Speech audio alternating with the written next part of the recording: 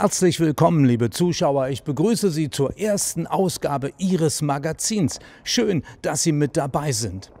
Und wir sind heute im Deutschen Technikmuseum in Berlin-Kreuzberg zu Gast. Denn hier gibt es eine einzigartige Eisenbahnausstellung und die wollen wir uns heute für Sie anschauen. Und dazu bin ich verabredet mit dem Kurator des Deutschen Technikmuseums für Landverkehre, Lars Quade-Jacob. Und Sie sehen in der Zwischenzeit einen Filmbeitrag von Elke, Achim und Rolf Schlafke. Auf schmaler Spur im tiefen Schnee. Zwischen Wolkenstein und Jöhstadt. Planbetrieb in den 70er Jahren. Und das, liebe Zuschauer, das war eine Herausforderung für Mensch und Maschine.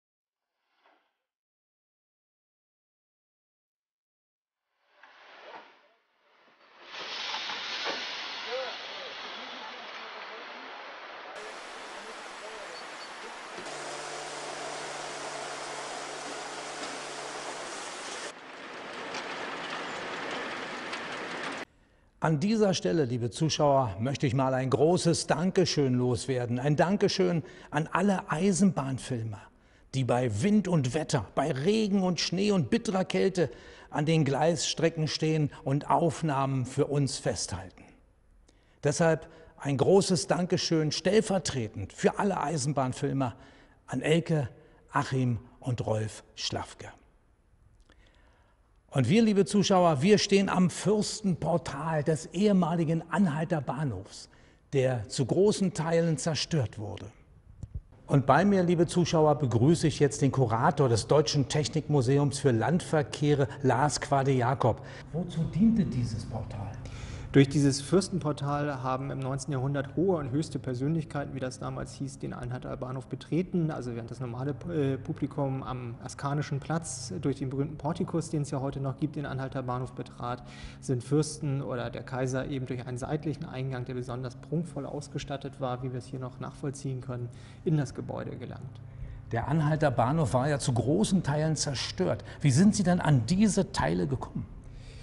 Der Anhalter Bahnhof wurde Ende der 1950er Jahre gesprengt, weil man damals für diese Art von Architektur kein Verständnis mehr hatte, aber man hatte dann noch ein bisschen ein schlechtes Gewissen und wollte das baukünstlerisch herausragendste, also zum Beispiel dieses aufwendig gestaltete Portal mit diesen schönen Formsteinen, nicht in den Bauschutt gehen lassen, hat es damals aufbewahrt, eingelagert für ein künftiges Museum, und als das realisiert wurde in den 1980er Jahren, als unser Museum gegründet wurde, wurde es hier als Auftakt zur Ausstellung wieder aufgebaut. Wir beginnen jetzt mit unserem Rundgang und Sie, liebe Zuschauer, Sie sehen einen Zuschauerclip und der kommt von Rüdiger aus Frankfurt am Main. Er war mit seiner Schmalfilmkamera Ende der 70er Jahre am Eisernen Steg in Frankfurt am Main unterwegs und dort traf er auf Dampflokomotive 50685 und viele Menschen.